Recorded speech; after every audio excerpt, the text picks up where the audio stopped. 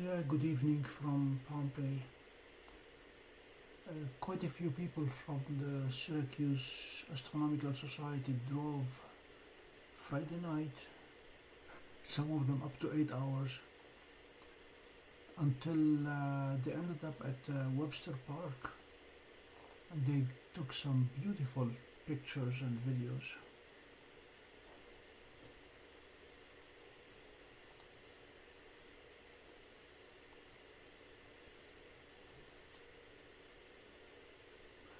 Dwarf 3, there has already been a lot of controversy. There is a new Dwarf 3 Facebook group, and it is disenrolling and blocking anybody who criticizes Dwarf 3. There are two theories right now. One says the Dwarf Lab wants to treat the Dwarf like the iPhone and put out a new one every year with very, very minimal changes or modifications. And the other school of thought is looking forward to a much better, bigger machine. I am waiting with bated breath to review it as soon as we hear about it on May 30th.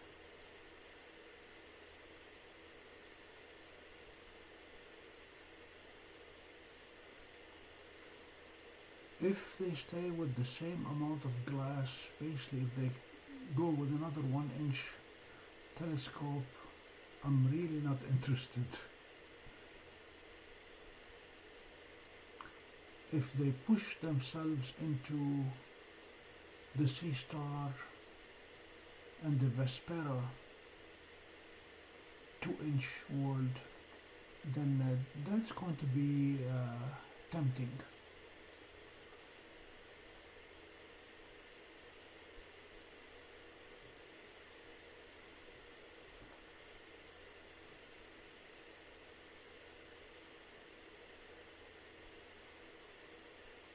Yeah, same here. Let me show you my latest accomplishment here.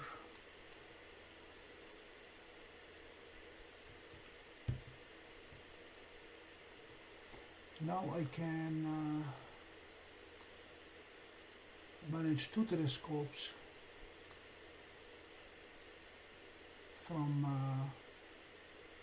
Stellarium. This is Seestar, and this is my 11-inch Edge HD.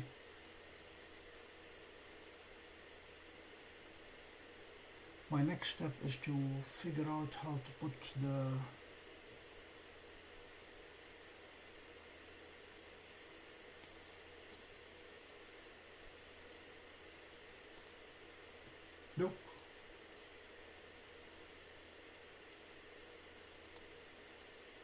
how to put the frame on them.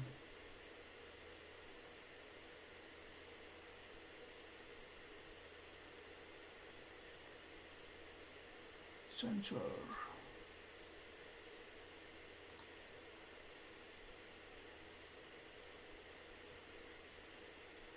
Yeah, I've not programmed the sensors yet.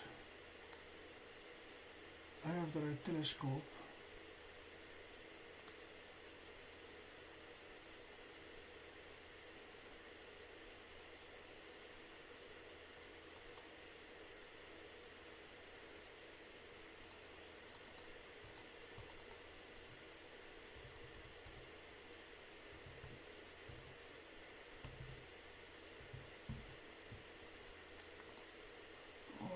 Let's see what we know about the ASI.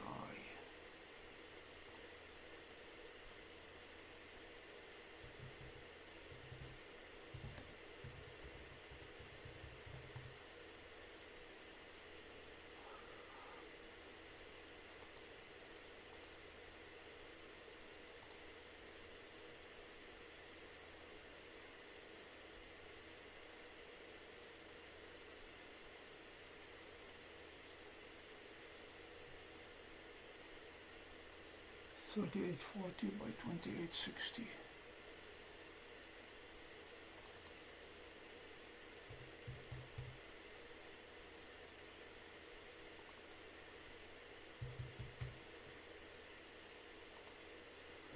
Chip width.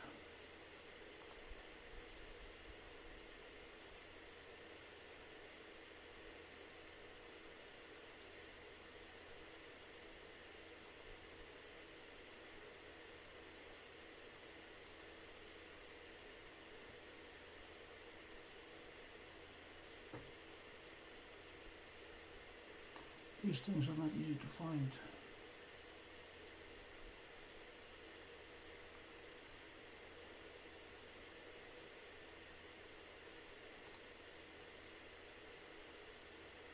Okay, 11.136.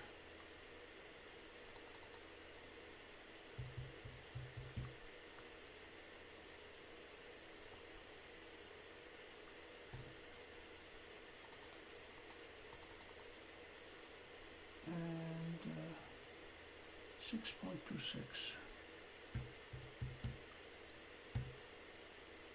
Let's see if that does it.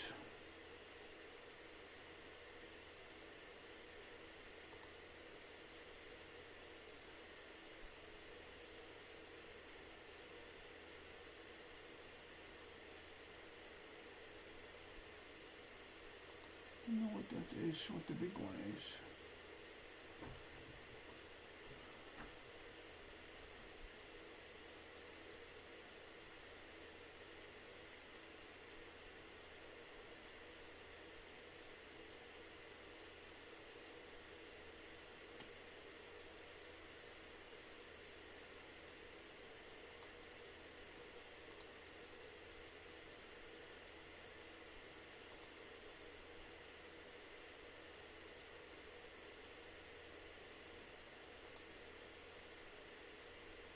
Oh.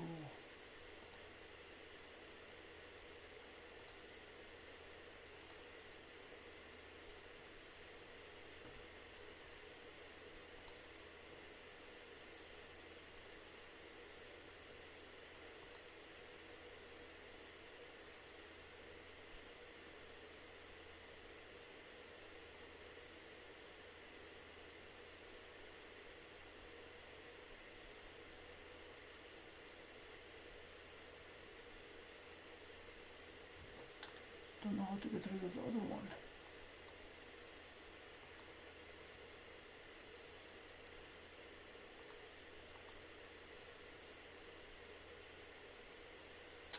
Anyway.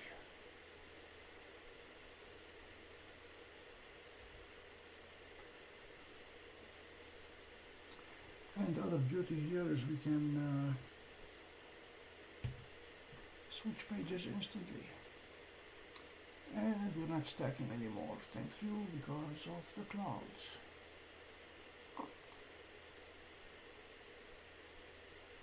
It's gonna be a rough night.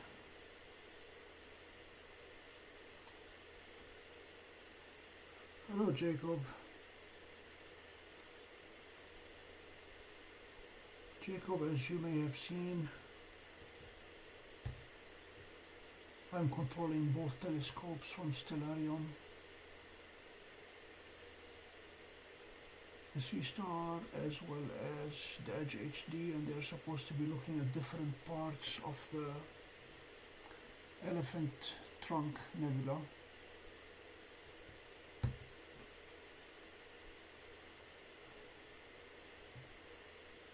But unfortunately, we were dealing with clouds tonight.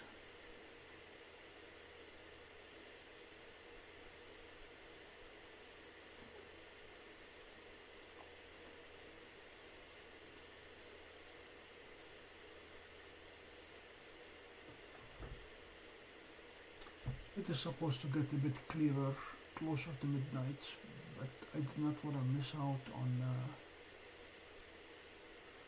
any break in the clouds at this point.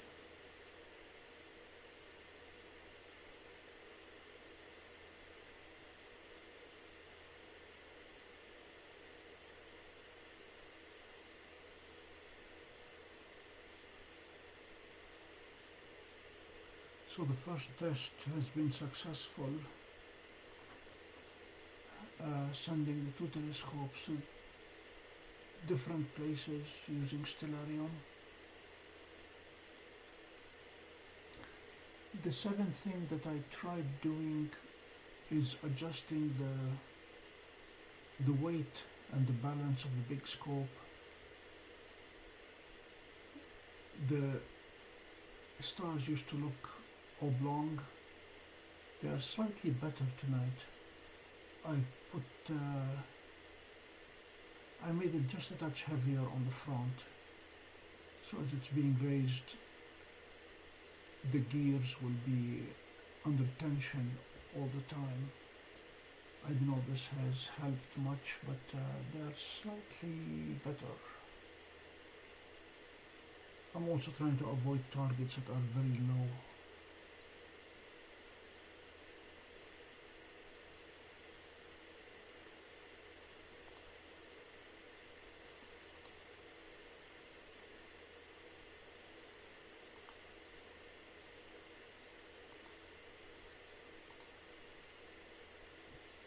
Histogram is not showing me anything.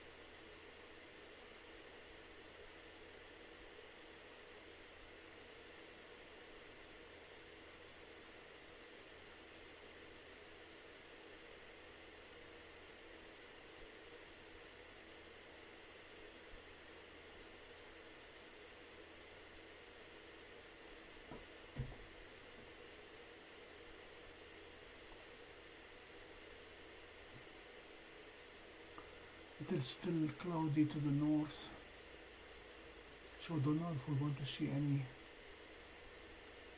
northern lights tonight.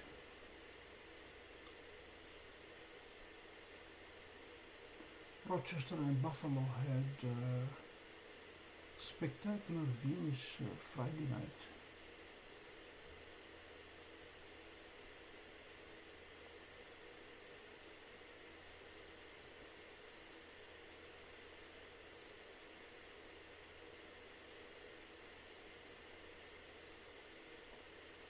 I don't know if you guys saw the video of the aurora taken from the International Space Station. These guys had a good view.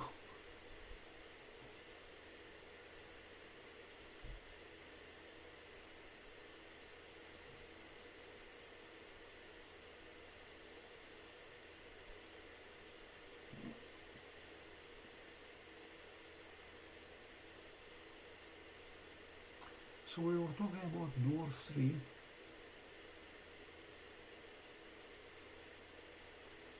Emotions are already flying high, with people arguing both sides of the issue, whether it is okay to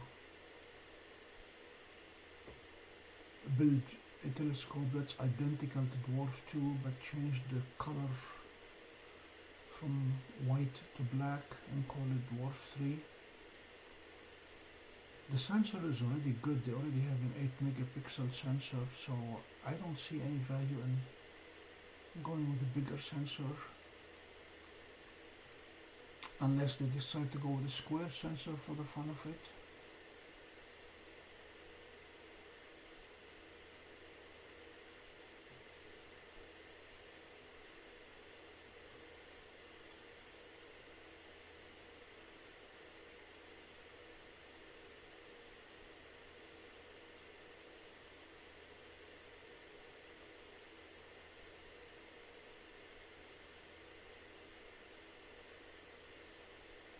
They may decide to put some filters inside, although I don't know where they will squeeze them.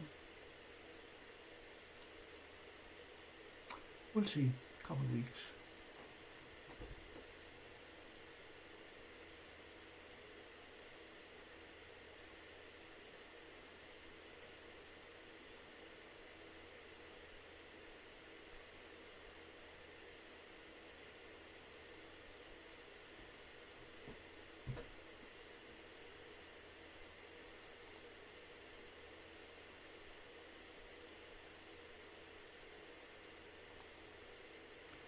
back to not aligning. I may just have to go to a different part of the sky.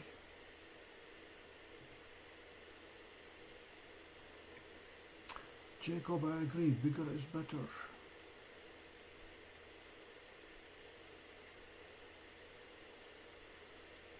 On Tuesday, I'll be going back to Oswego to install a guide scope on top of the 16-inch telescope to see if that will help. If I'm able to align it, to align the guide scope and the big scope, then we may do the plate solving on the smaller scope, and then at least that got us in the vicinity of where we will need to be. So it may end up being a two-step plate solving. One using the small scope and then the next plate solve using the big scope.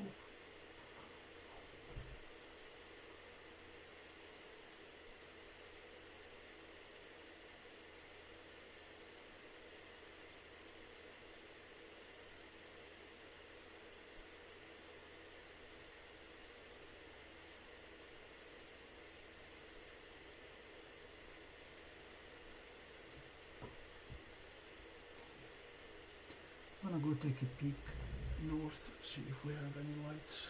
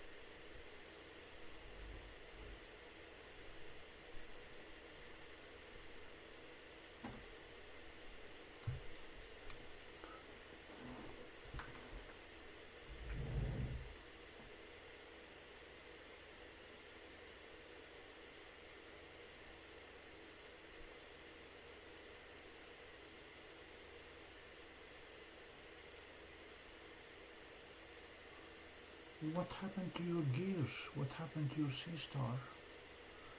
Were you by any chance operating it in equatorial mode?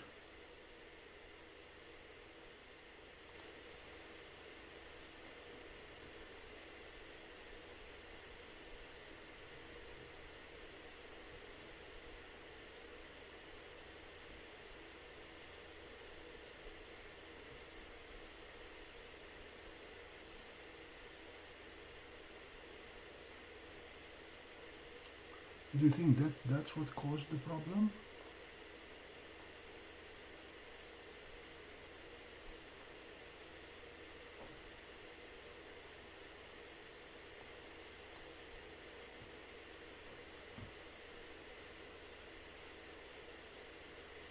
Ouch. Sorry to hear that.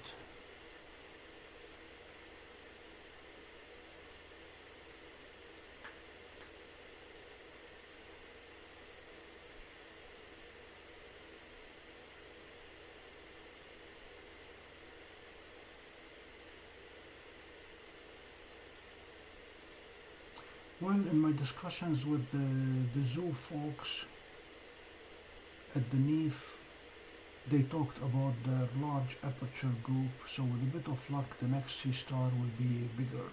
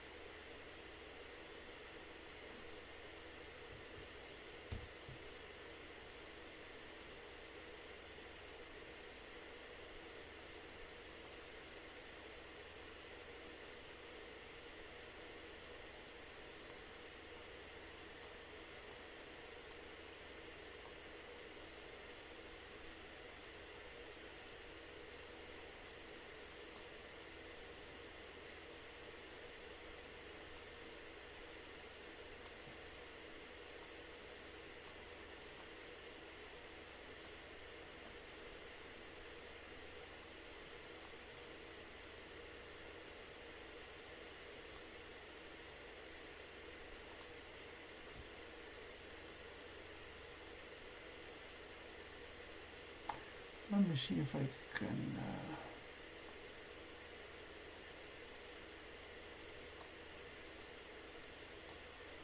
okay, what do we have?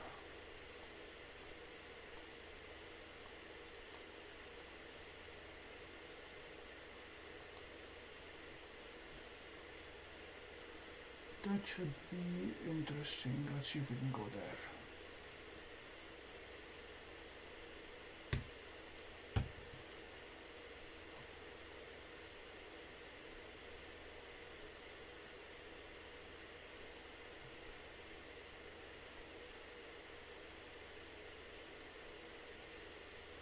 Where's my telescope? There it is, okay.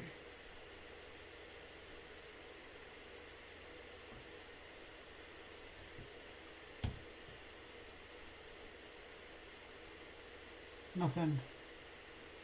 Clouds. Okay, let's go look elsewhere in the sky.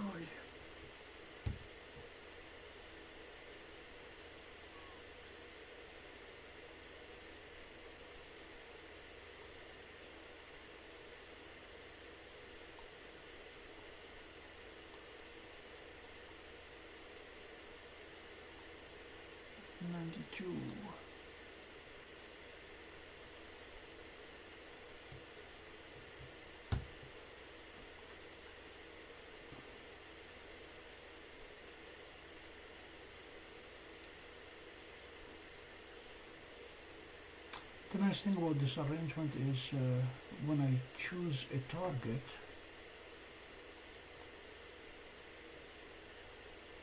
if I hit Control 2, then the 11-inch goes for it. If I hit Control 3, then the Seestar goes for it.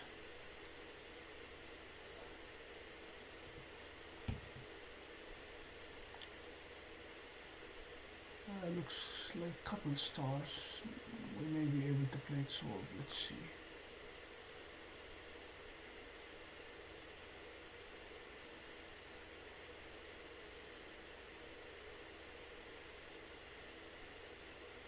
I was still looking at clouds.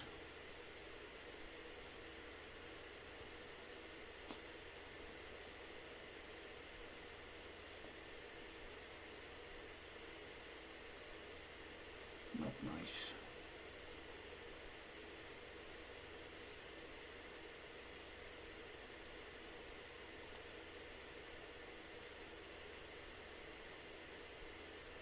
No, it's not gonna solve it with 6 sources.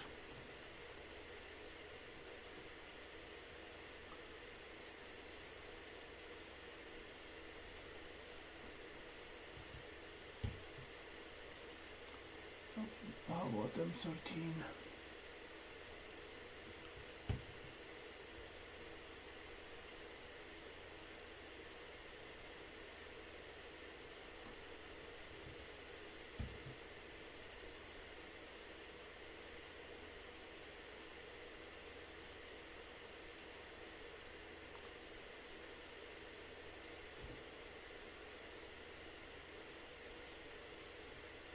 Oh goody.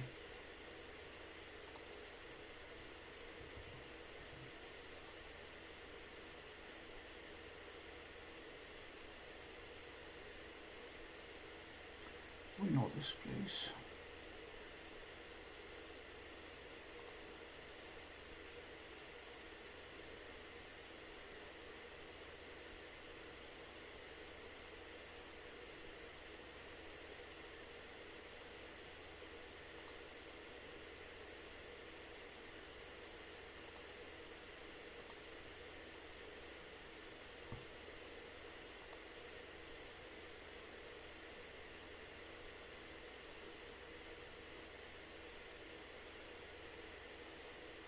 Okay, wishful thinking.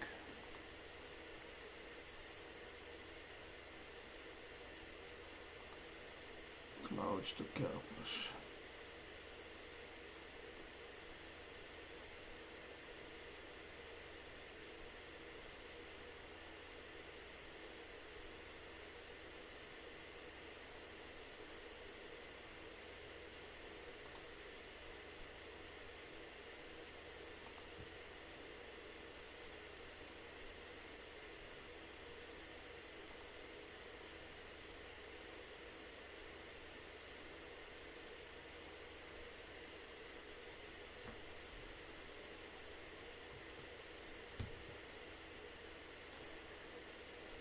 Since we are there, all I have to do is do Control 3 and Seestar will go streaming there.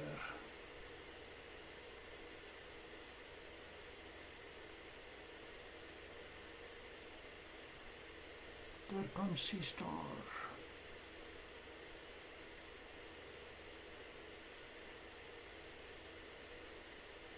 And now it will try to play it solve.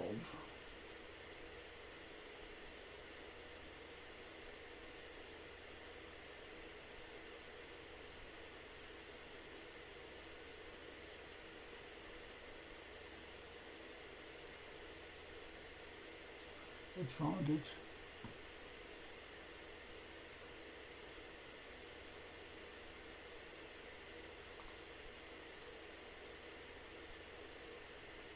Unfortunately, Stellina passes the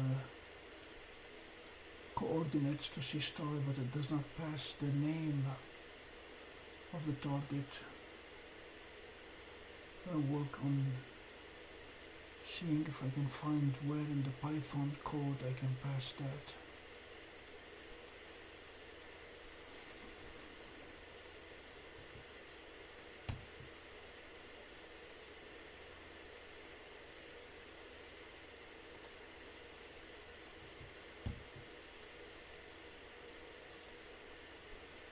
So we have both telescopes stacking M13 for now.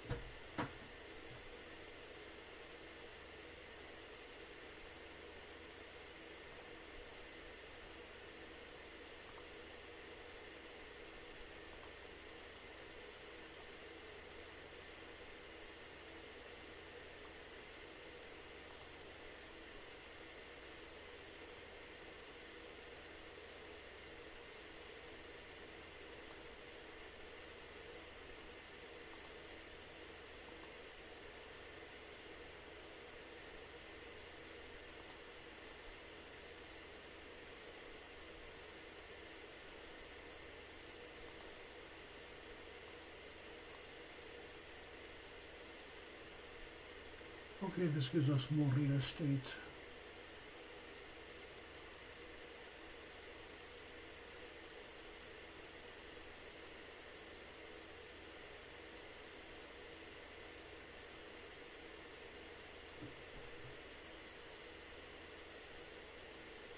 I don't know if Seestar needs to be focused or whether the clouds are playing hockey with it.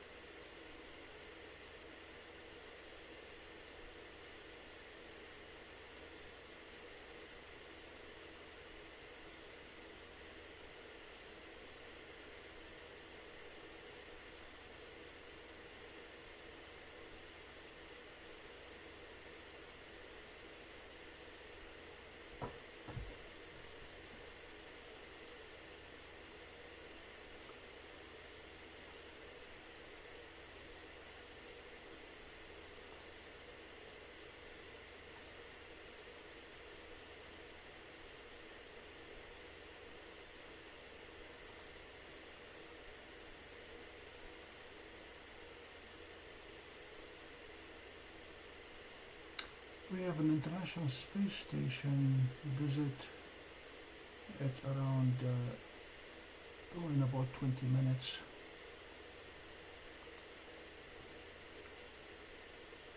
So we'll try to go to it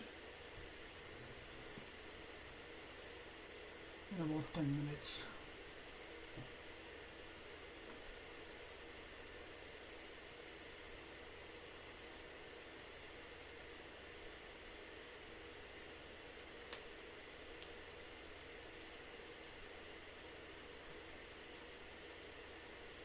Unfortunately, for some reason tonight, no two programs agree about the timing or the location of the International Space Station. Stellarium Web, Stellarium App, Starry Nights, and Astrospheric are giving 4 different timings. They're about a minute off from each other, which is huge.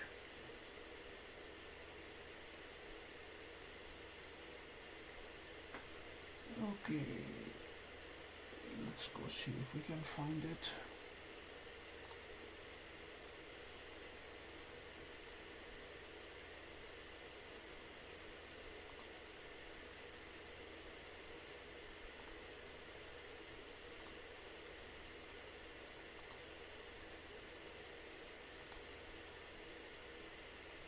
Starry Night had been my go-to for the International Space Station.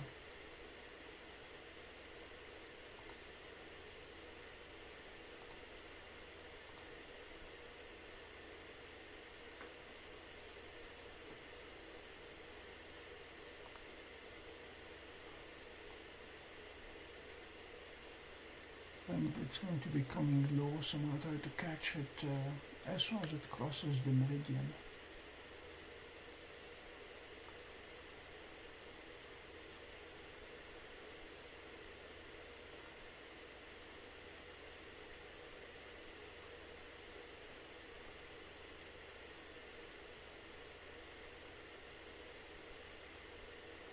There she is. Okay, at exactly 11:50, it's gonna be there, whatever there is.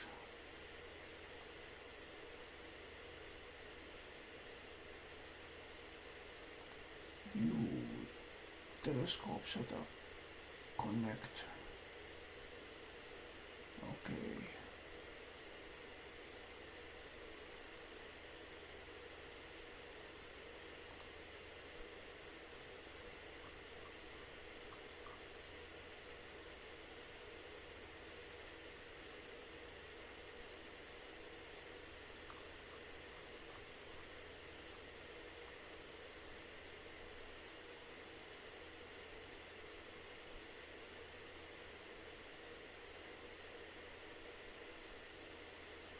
We should be able to send it here.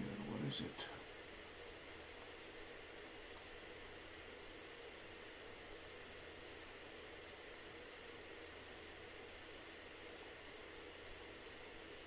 It's up there. Okay. To avoid tangling the wires, I like to send it in steps.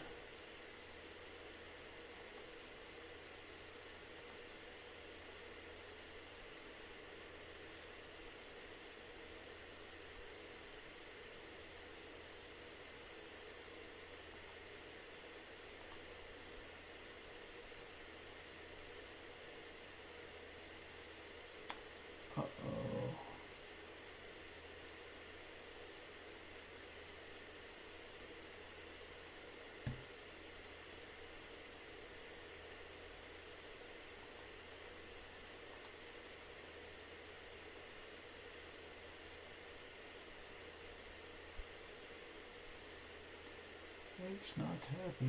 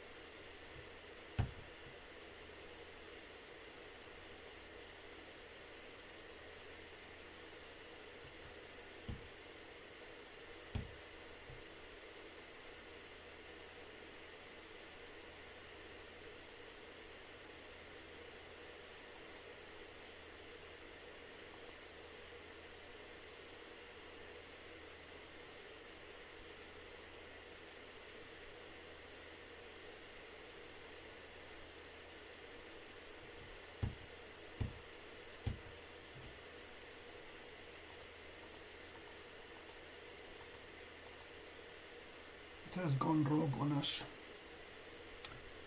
and the only way to stop it is to go back to the Ioptron commander.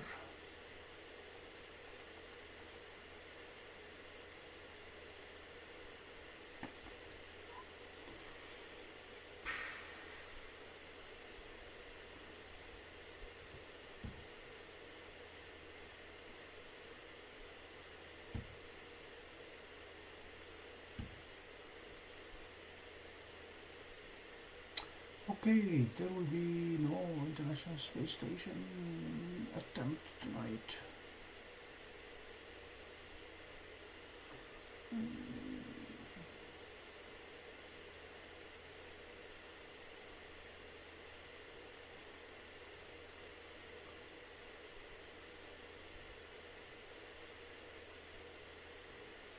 for some reason the dioptron doesn't like to go close to the meridian. Let's see how far it went. Okay. Let's see if we can send it back.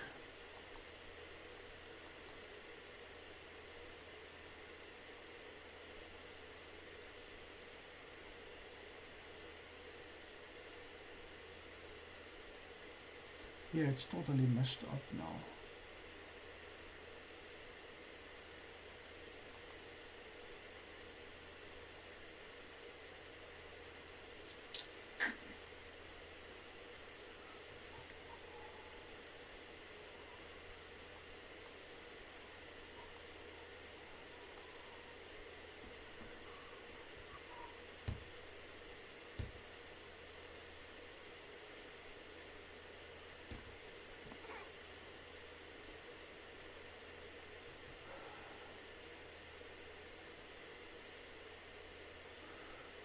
We have to send it back to 0 position.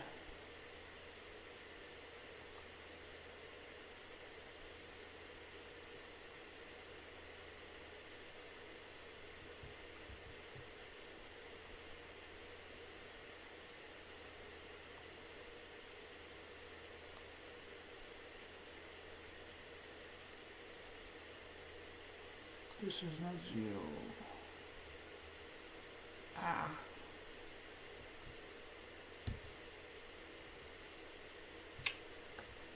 Thinks it's a 0.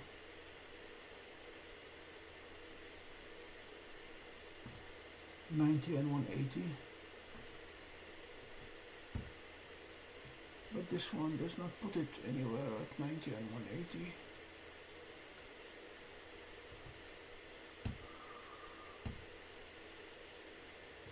Neither this one. Okay.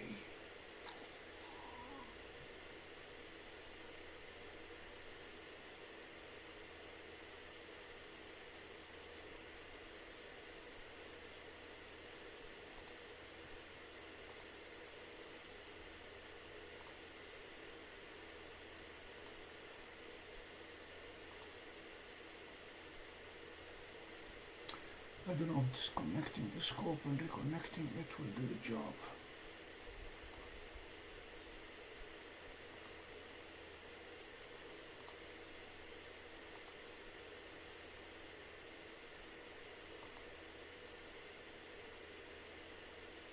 No.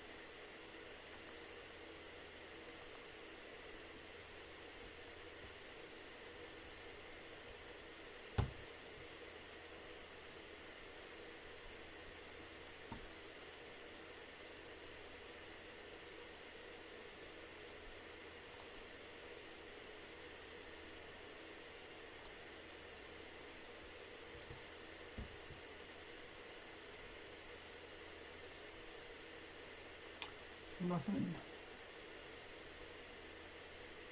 I'll try to see if I can go back to M13.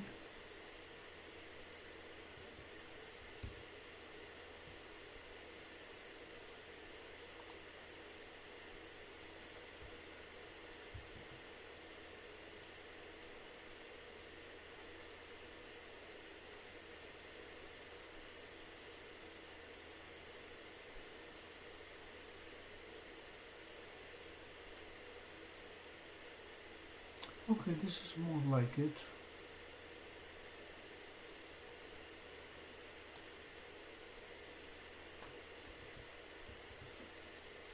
Yep, it found it.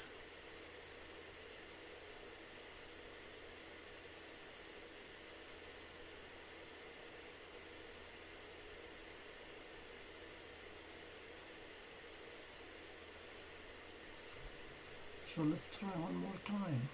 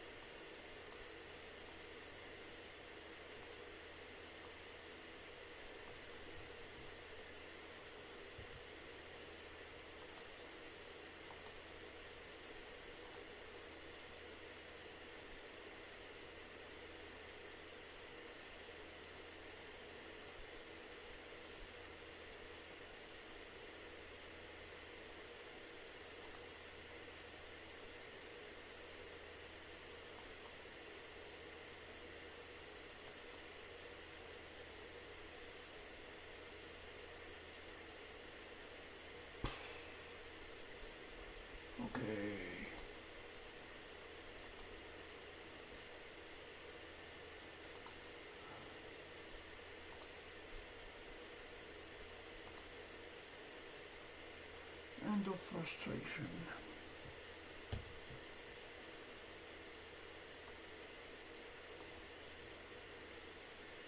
Let's go do the rose cluster then.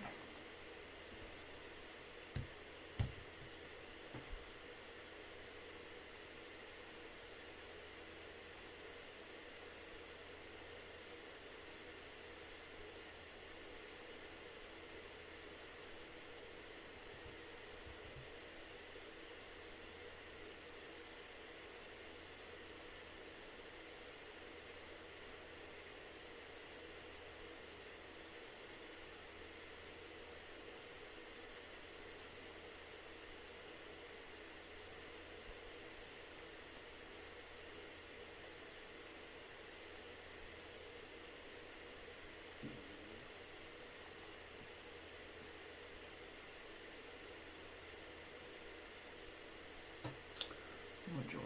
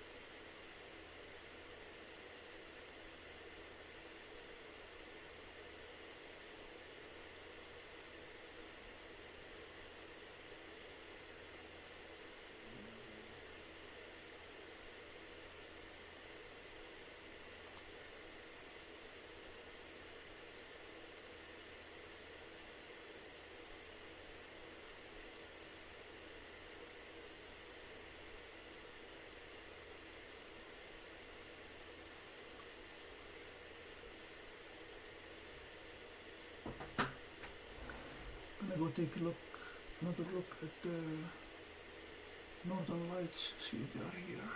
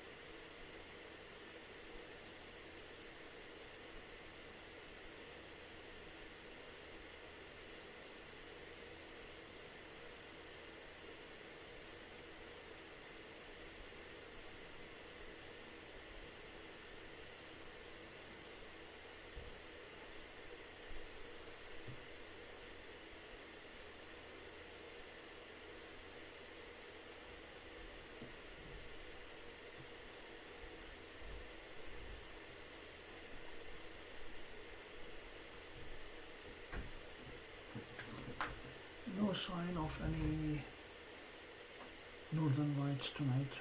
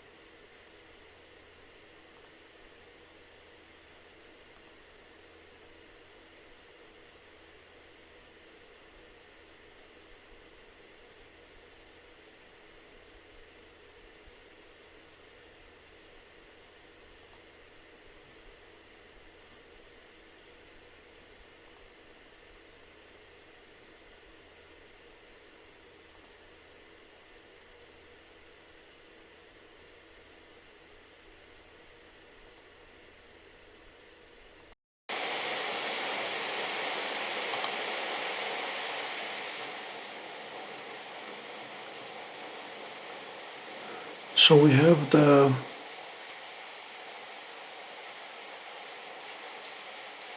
Iris Nebula on both devices.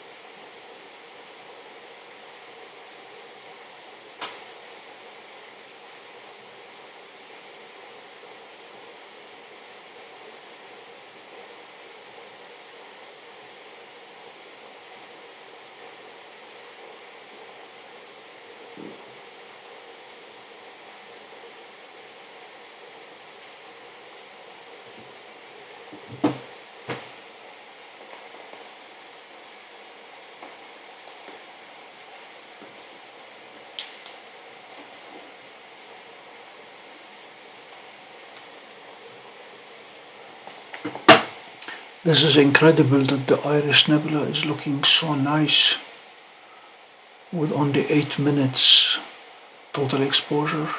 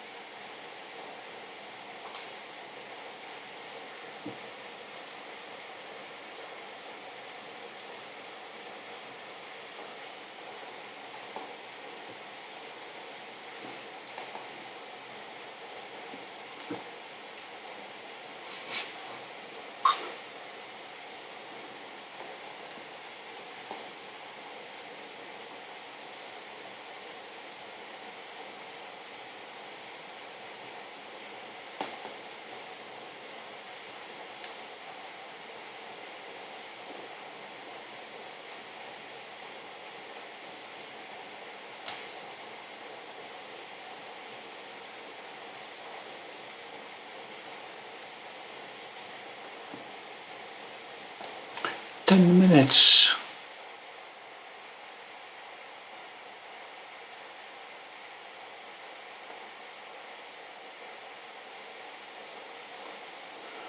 Other than the field rotation that we can take care of by cropping,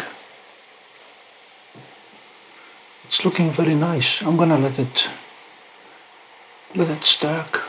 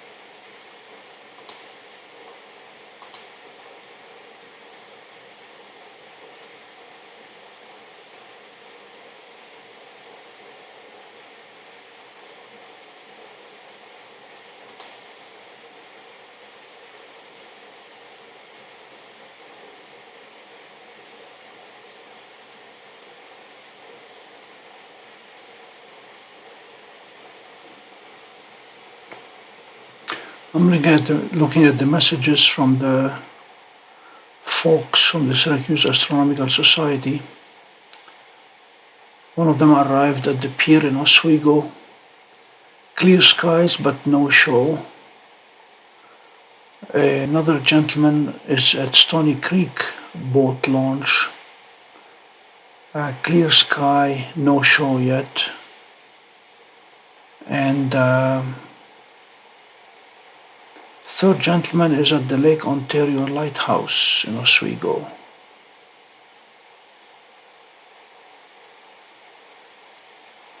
So they are all in clear skies, but not seeing any aurora yet, any lights.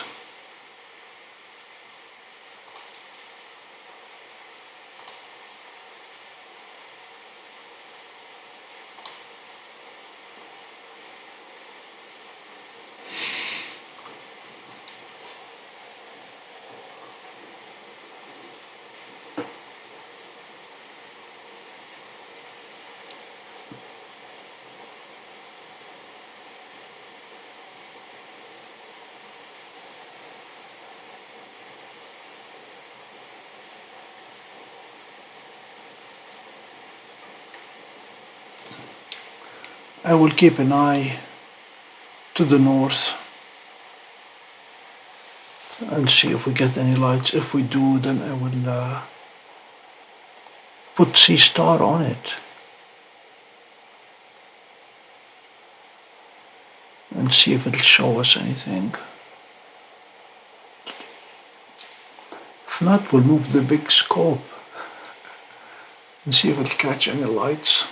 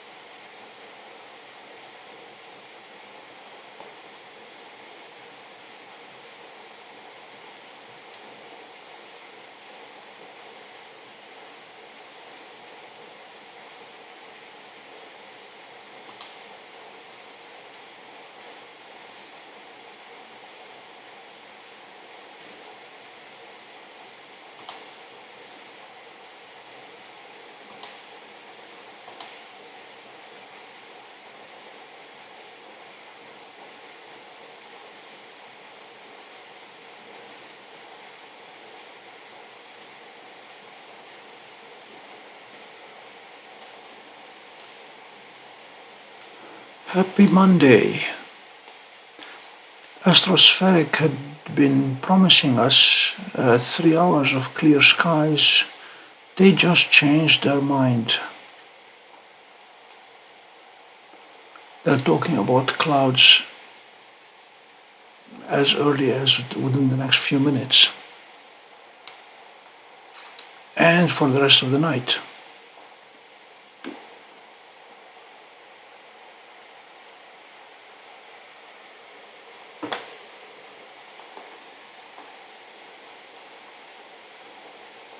So I want to stay with Iris, see how much detail we can get.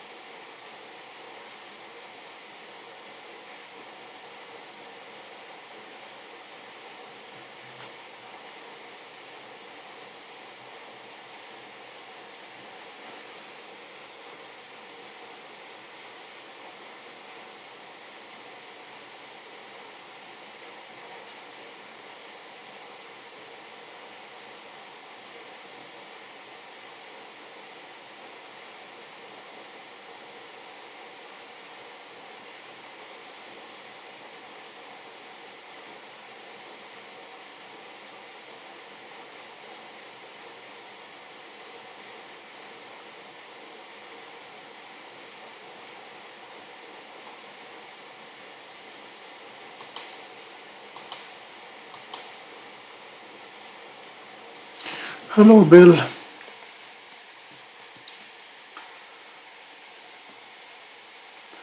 I've been struggling with clouds, but since this is the first time I see anything in the sky other than cloud, decided to give it a run. Made a couple of changes that I wanted to test. I moved the telescope, the 11-inch, just a little bit to make it front heavy, since it's an Alt-Az mount. This has made the stars slightly less oblong, so they are not quite round yet, but close. And I am testing driving both telescopes from Stellarium, and that has worked very nicely.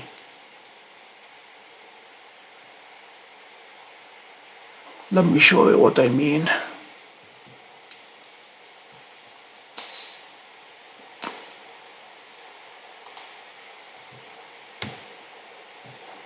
There is Stellarium, and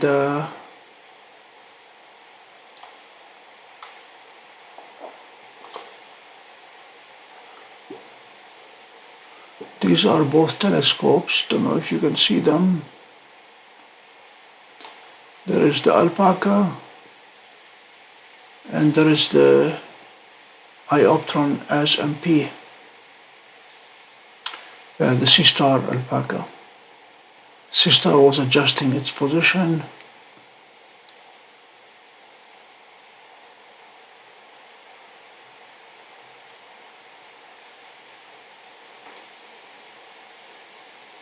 I'm still working on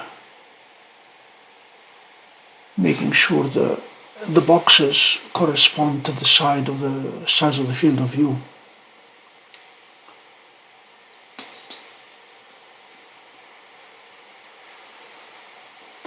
And I have the ability to send them to different places, which I did earlier. The folks from the Syracuse Astronomical Society have hit the road.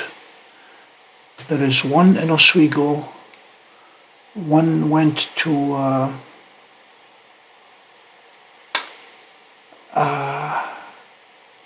Phoenix, and one went further down on Lake Ontario, looking for tonight's aurora. I'm keeping an eye over my shoulder to the north to see if we see any aurora. If we do, then I'll move the telescopes on them almost immediately.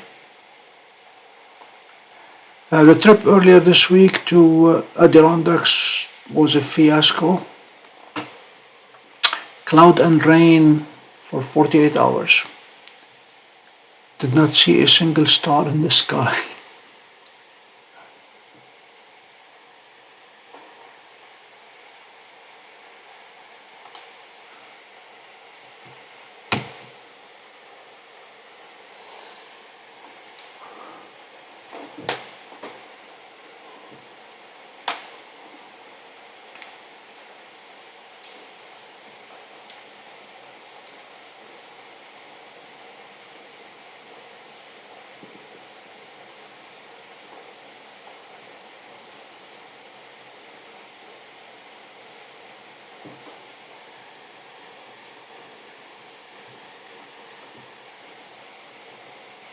Yeah, the folks who made it to Lake Ontario Friday night got some very good footage. Yep, the fires in Canada all over again.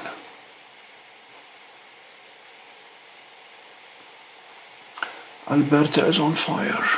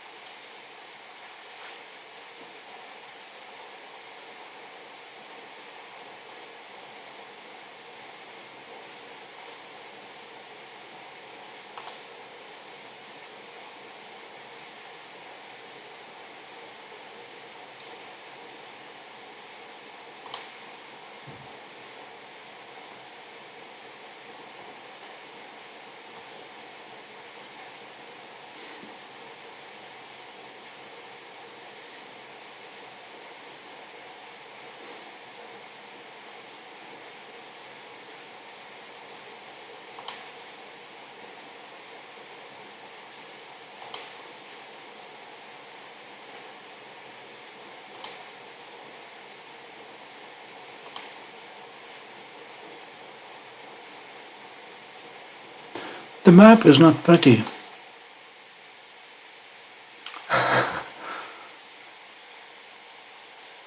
As to where the smoke is right now.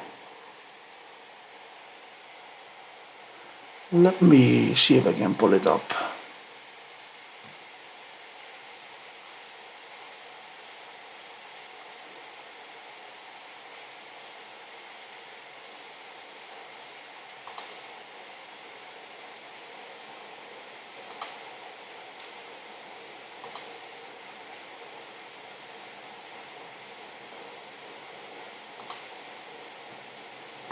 This is the smoke map.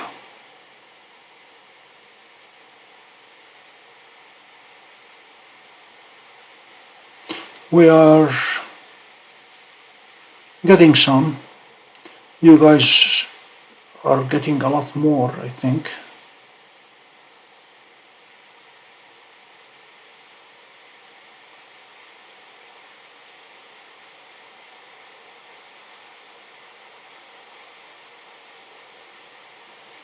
Yeah, it's not pretty.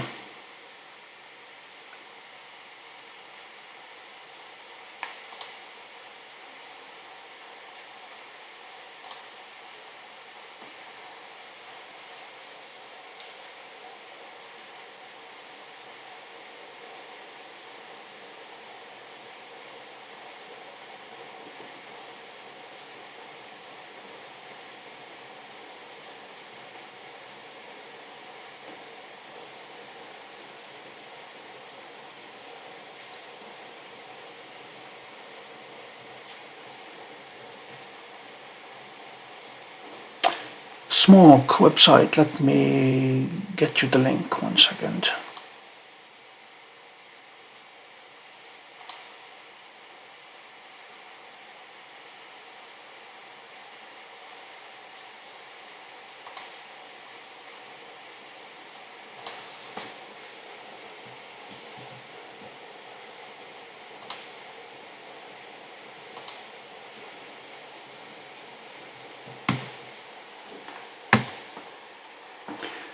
It's fire.airnow.gov.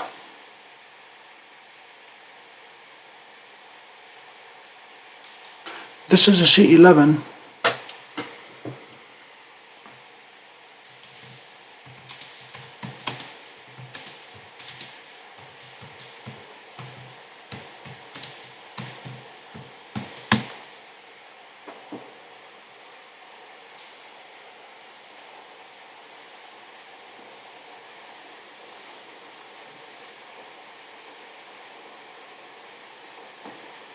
It is stacking automatically on sharp cap. I'm trying to make my 11-inch telescope behave like a Seestar or a Dwarf or a Stellina or a Vespera by capturing, actually it's not aligned, no polar alignment, nothing alignment. I send it to a target and then plate solve to get the last mile, to get onto the target itself, and then capture and stack. And one nice feature of sharp cap is recenter the image using plate solving and go to whenever the drift exceeds 100 pixels. So that eliminates the need for a guide scope.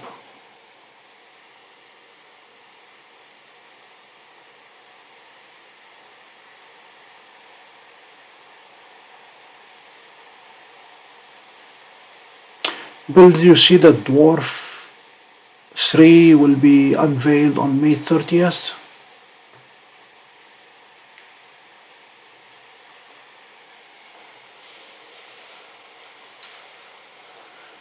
There is a wild debate going on as to whether Dwarf Lab is going to adopt the iPhone approach and release a new telescope with only slight improvements every year. I've had my Dwarf for a year, got it last April, and they're announcing that end of May they'll be taking orders on May 30th. May 30th, 11 a.m. Eastern, the big unveiling, the big reveal.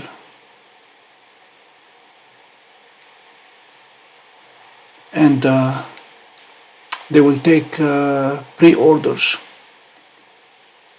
As far as I'm concerned, unless they make the aperture bigger than 24 millimeters, unless they go bigger than an inch, I have no interest in anything they put inside it.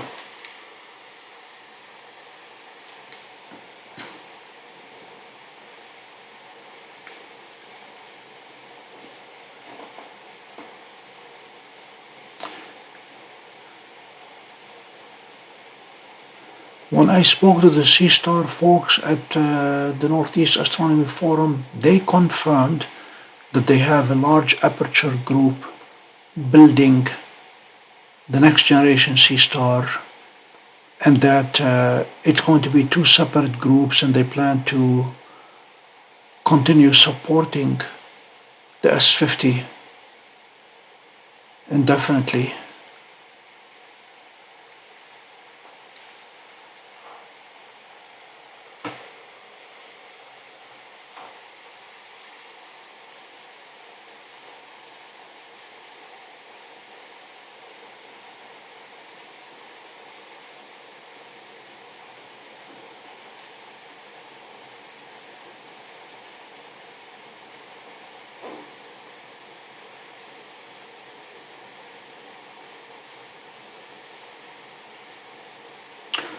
Jacob was with us earlier. I don't know if Jacob is still with us, but the gears on his Seestar have failed, and he's looking to get an RMA from ZWO to send it back for them to fix it.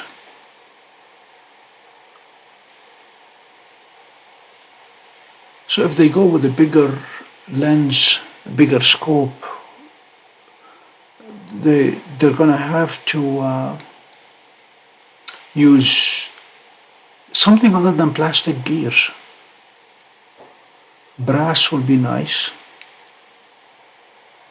but that's gonna make the entire telescope heavier. It's gonna require bigger batteries, heavier.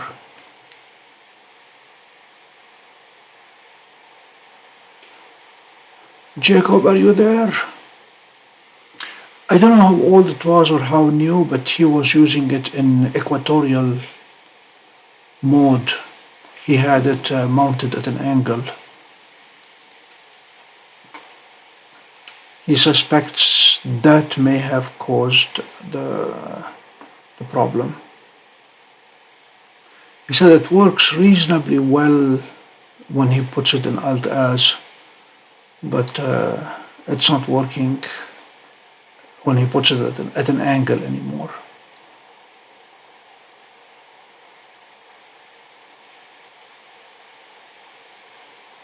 I'm dealing with a similar problem with the 250-pound telescope, the 16-inch in Oswego. That was never intended to be mounted at an angle on a wedge. It would have been a lot happier mounted flat and then use a sensor rotator or derotator, the way Stellina does it.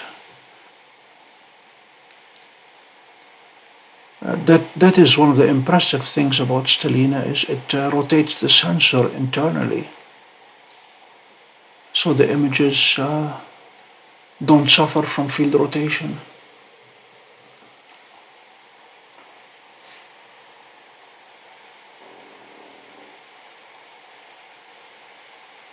I think so. Well, in my case, for the 16-inch, I hear grinding in the gears.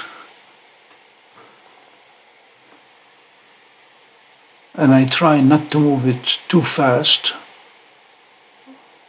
I have it slowing at slow speed.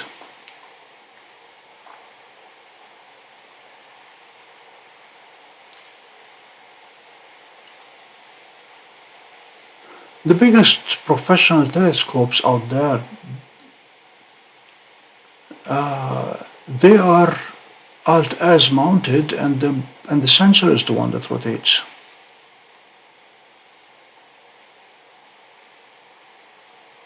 I try to get Mead to give me pointers or references or referrals to people who can come and tune the telescope, tune the gears, the mount. I don't see me lifting a 250-pound scope. We may end up needing a crane to maneuver through the opening of the dome to lift the scope so we can work on it. And I'd rather not do the work, I'd rather have a professional do it.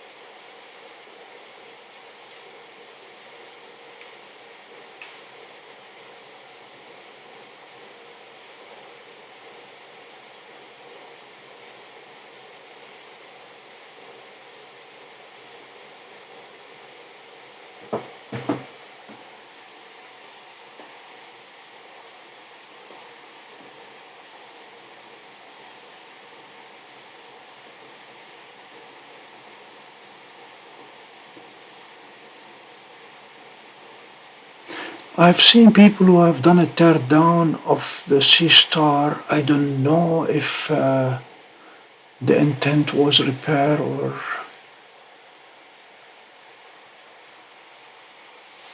I saw a video somewhere in which they replaced pretty much everything inside the Seestar and used the mount, but replaced the optics and the sensor and pretty much everything else.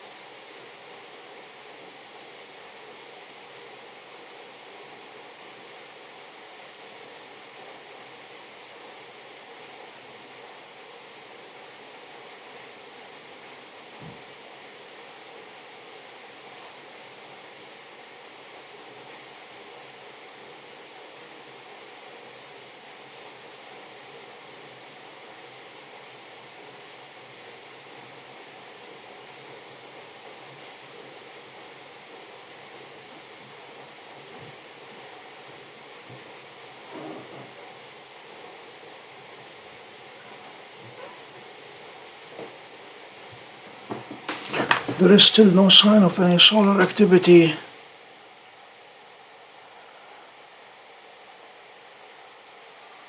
Any aurora activity. I turn the dew heater on every time I use the telescope.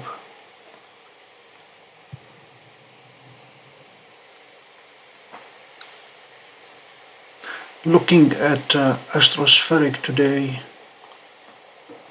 they were telling us from the beginning that it's going to be a dewy night.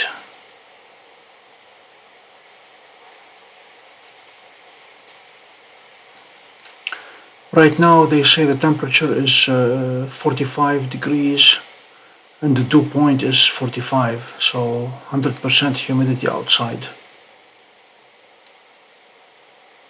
I turned on the dew heaters on both the Seestar and the Edge HD.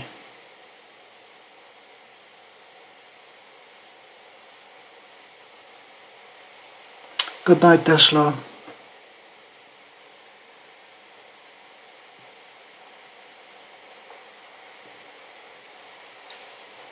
I have my Seestar powered from the wall with an adapter, so I don't worry about the battery.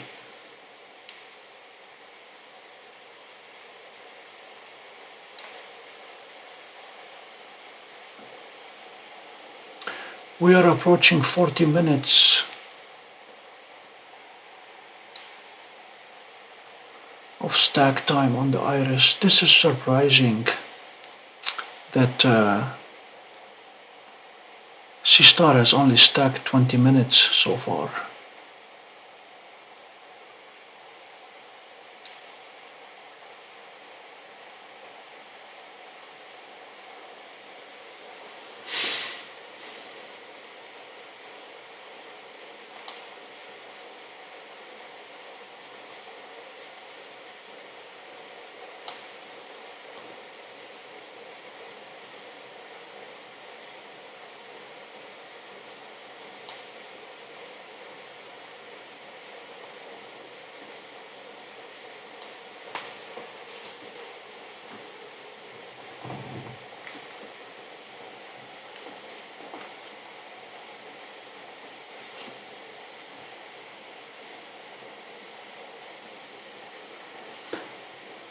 Bill, I've already prepared the blank form for to compare Seestar to Dwarf 2 to Dwarf 3 as soon as they announce it on the 30th.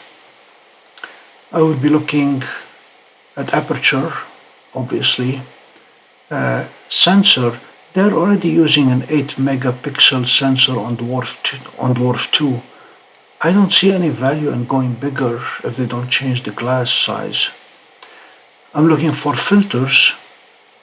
If they go with the internal filters beyond just the IR cut and pass. And I will be looking at, they may surprise us by talking AI,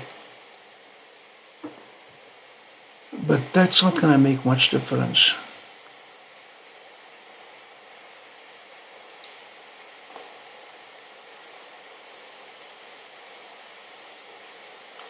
I'm going to leave the Seestar, let it stack some more.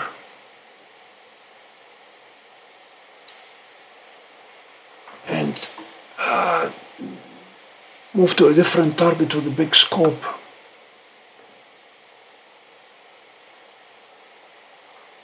Save. Drop the live stack.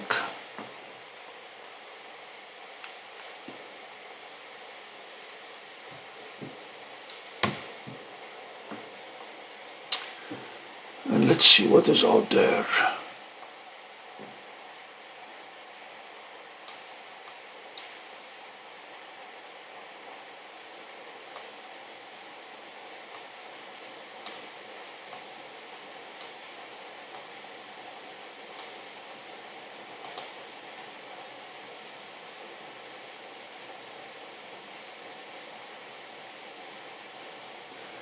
Prize Comet Globular Cluster. Don't know what that is.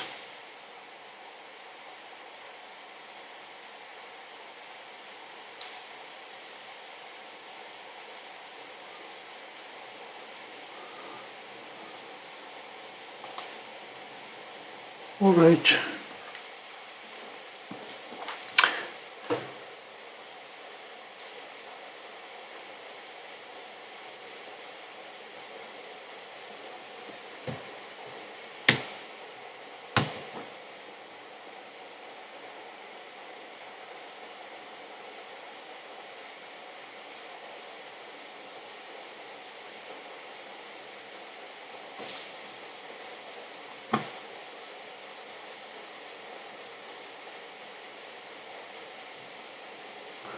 Let's see if we got it.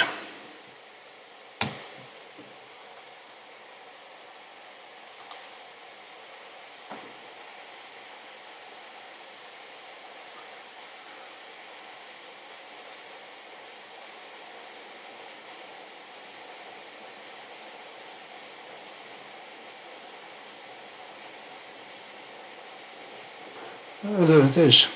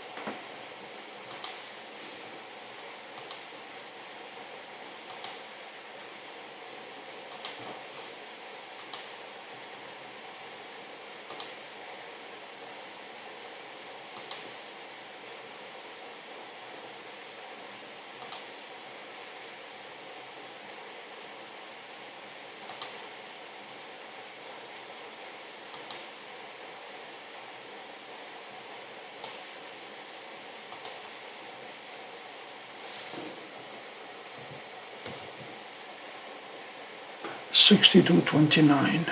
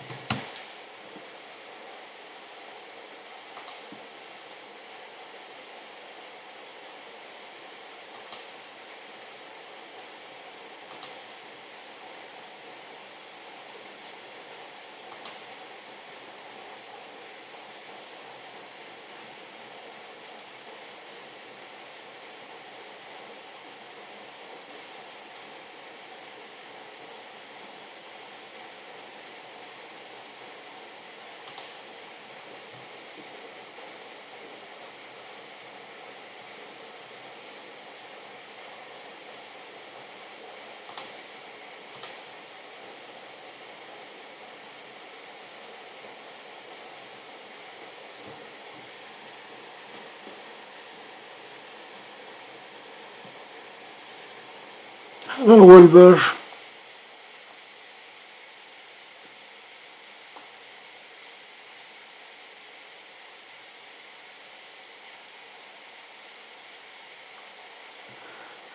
Yeah, I did not see any aurora. I saw clouds.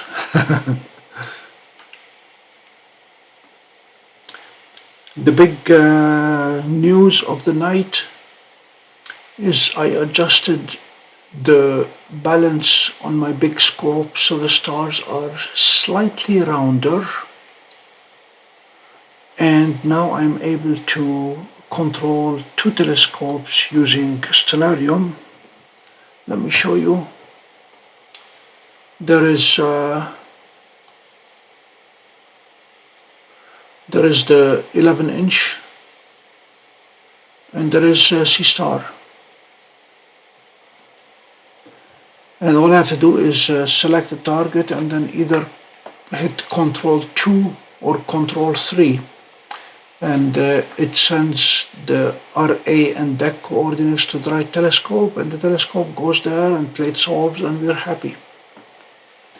So that's the big news of the night. The other big news is we're struggling with clouds still.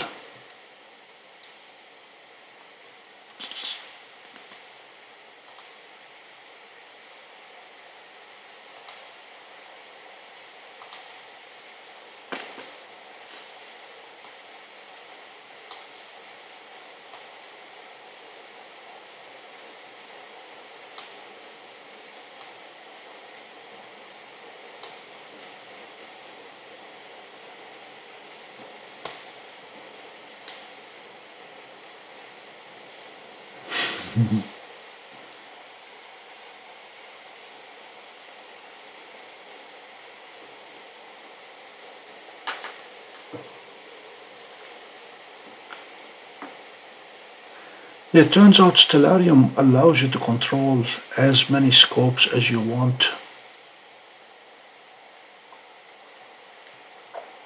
Earlier this evening, I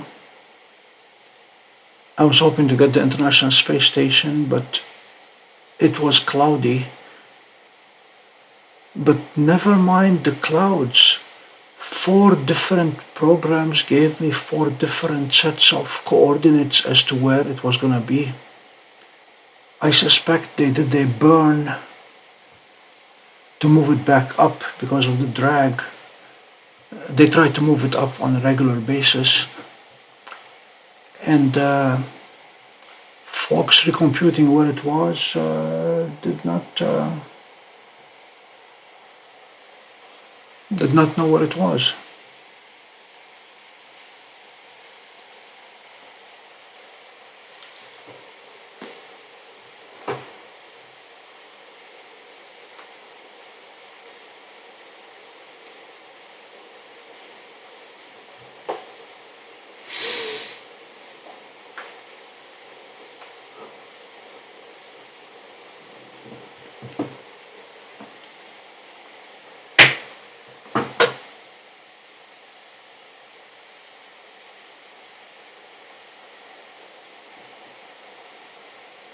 No aurora here either.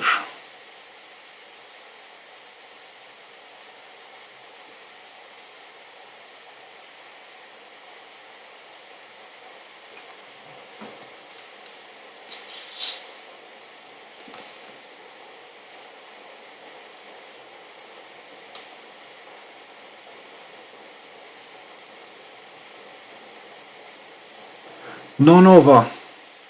Hello, Sideburn.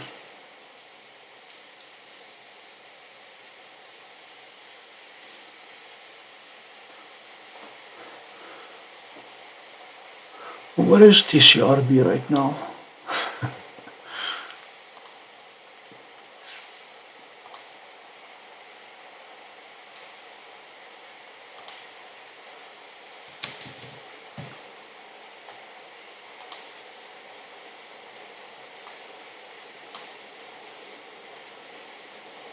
Okay, it is 140 and 69, so we will hop onto it momentarily.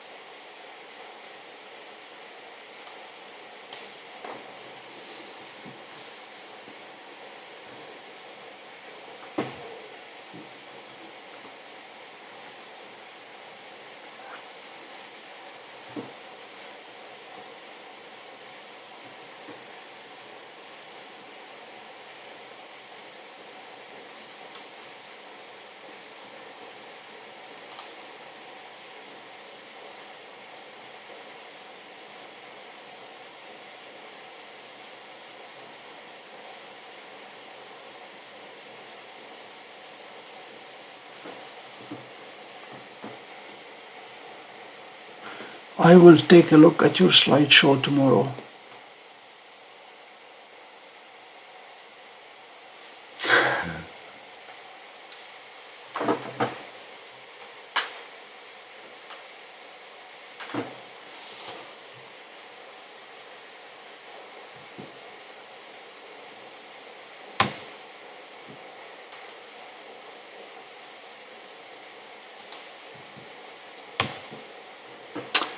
Okay, so if we look for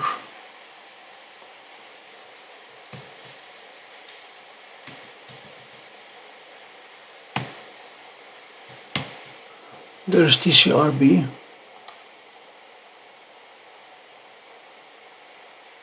and all I need to do is Control 3, and Seestar will stop everything it's doing and go there.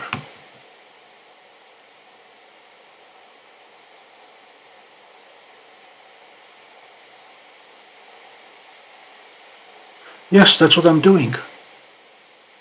There is Seestar going to TCRB.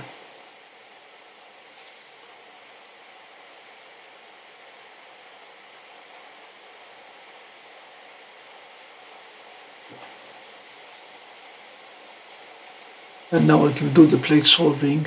This is the fun part. You'll see it moving around until it's satisfied that it found it. Yep. Dr. Kai Young wrote the software. Alright, we have it. Let's start capturing.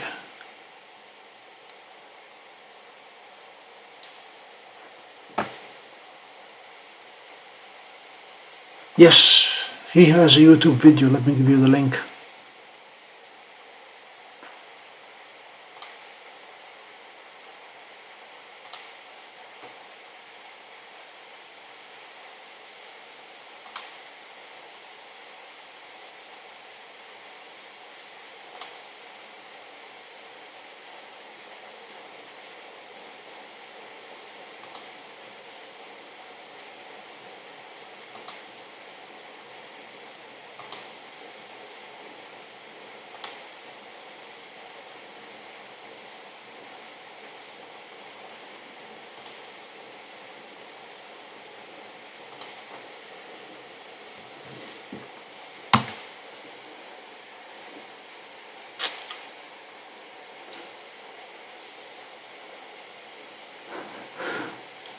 Wilbur, I agree with the not easy part.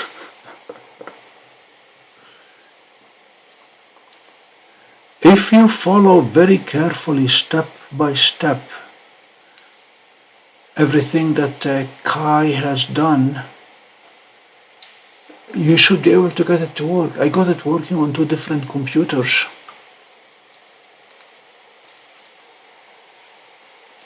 The couple of things that you will need: Visual Studio, the C++ tools. That's only an 8 gigabyte download from Microsoft.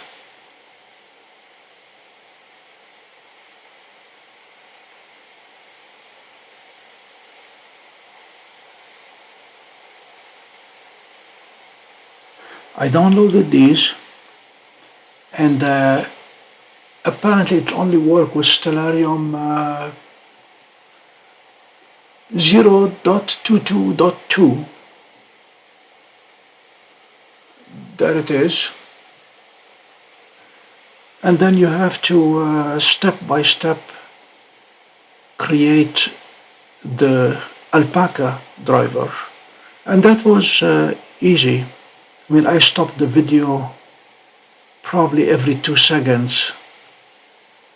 I had the video running on one screen and I was working on the other screen, and just kept stopping the video and stepping through it step by step. The other issue that I still have is it works with Python 2, not Python 3. What he developed for Python 3. And at the end of the day, I found myself having to run it with the other Python.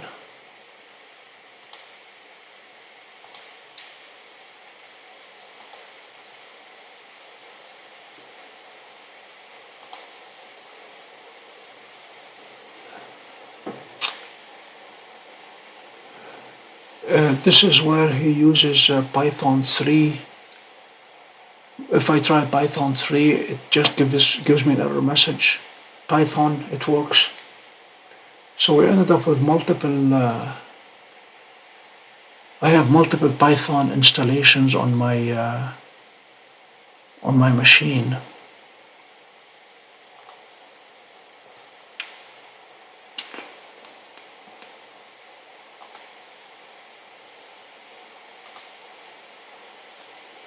There is Python 3.12, and that's the one that doesn't work.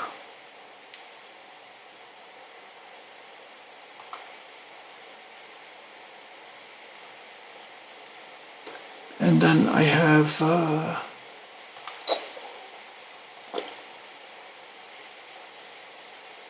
somewhere else there is another Python that does work.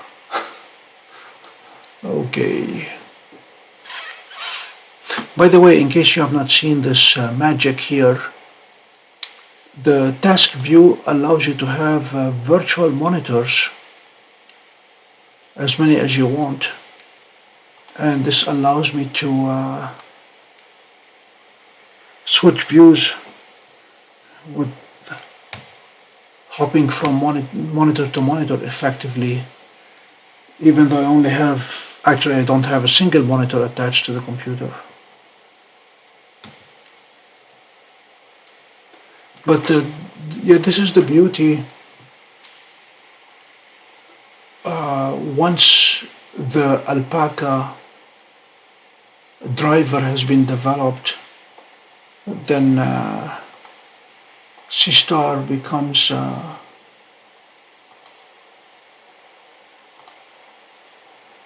just another telescope.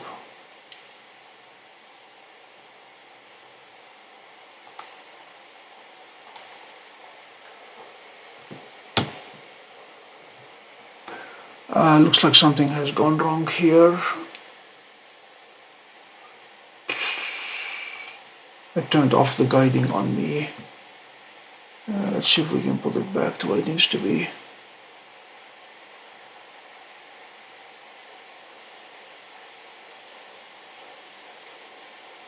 Alright, we're done with this target.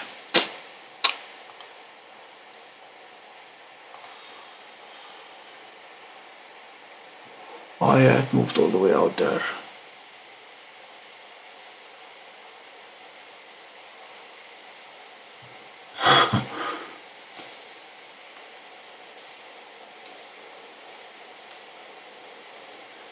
Looks like our clouds are moving in.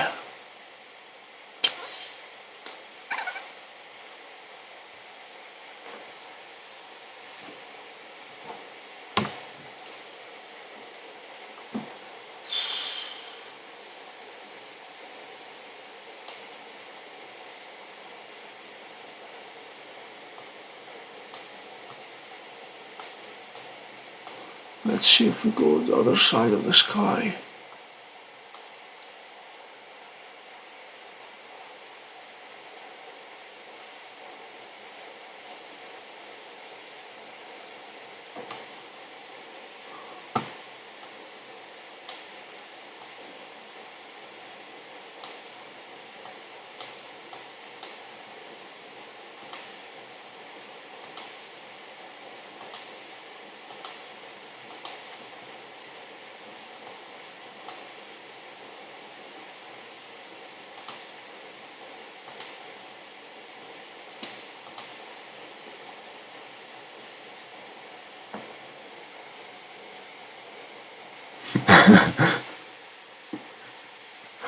Okay, I'll be here.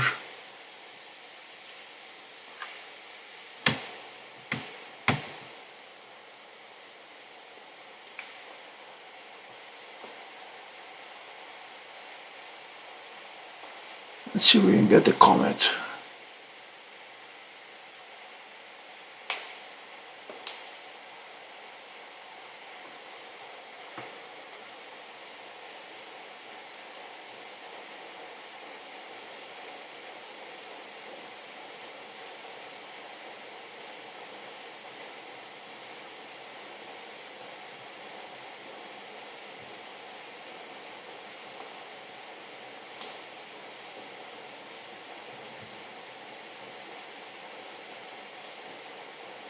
What is...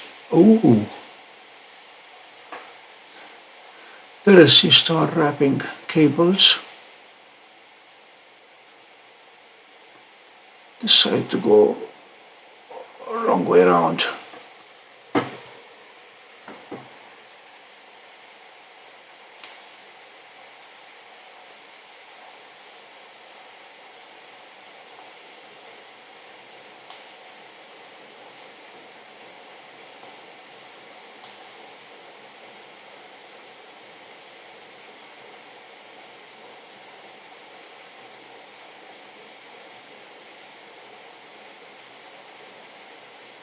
What's the cable for?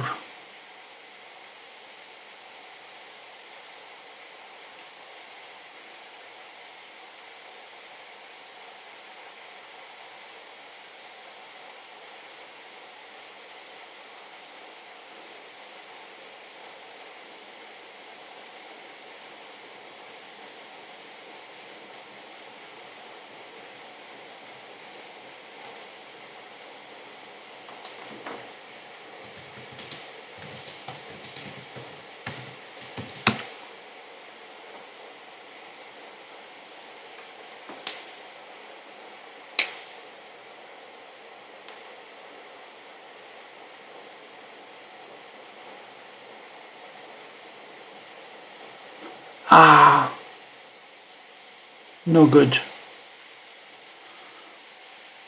I was hoping for a second that it'll be the 506.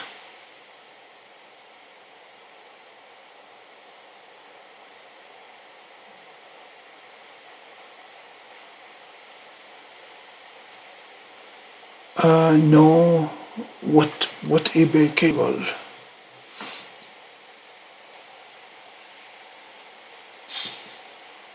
Let me see if I can find it.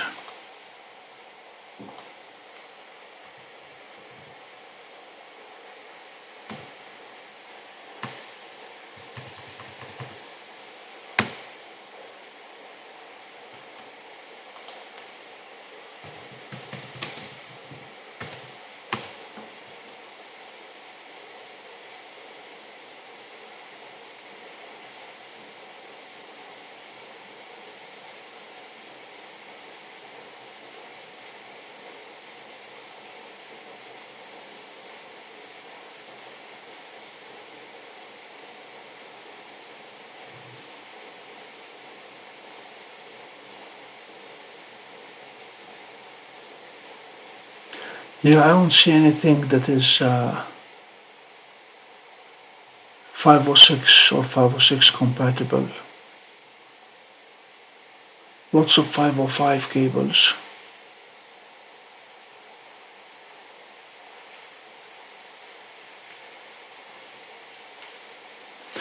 Apparently the big difference between the 505 cable and the 506 cable is voltage translation, because the ETX80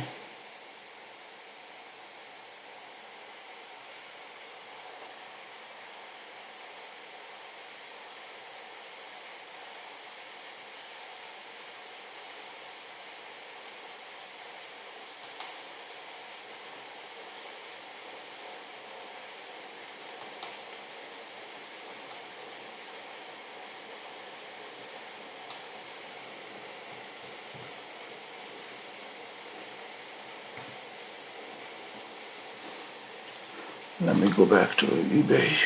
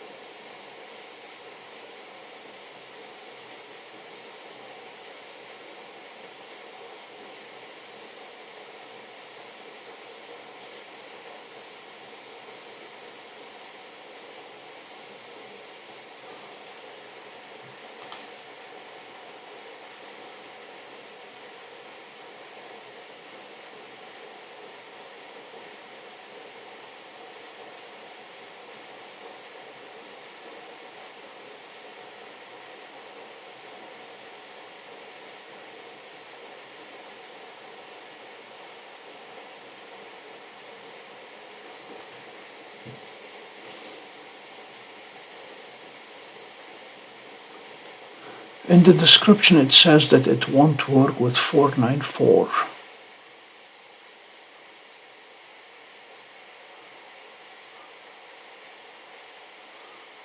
Which is the controller for the ETX 80.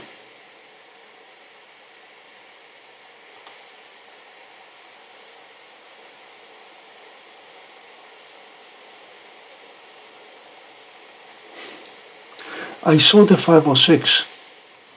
The main difference between 505 and 506 is the voltage translation from 5 volt to 12 volt.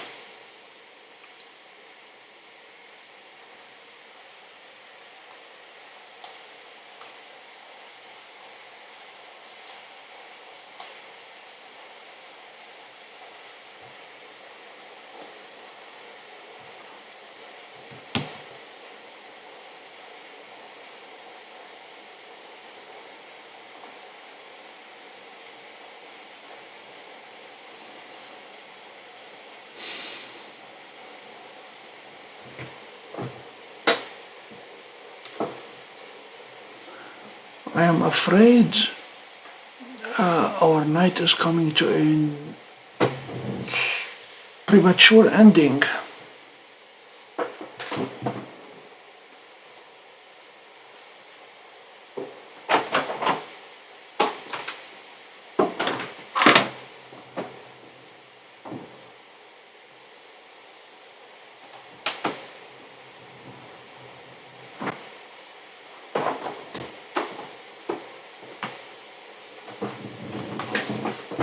The sky is totally covered now. Yep, smoke and clouds.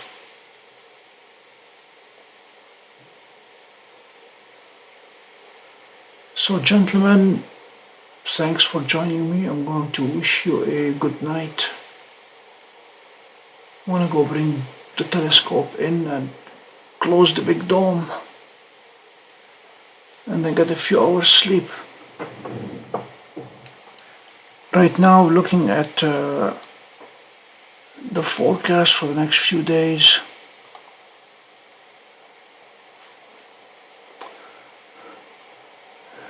it's going to be, the forecast is partly cloudy for the next 3 days. So I might give it a try Monday night, see if that is a possibility. Monday night we're going to have 3 overhead passes of the International Space Station, so that alone should be exciting.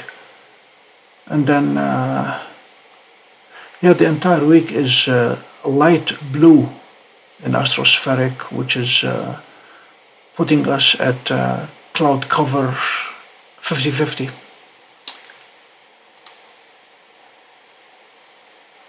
So for now, good night.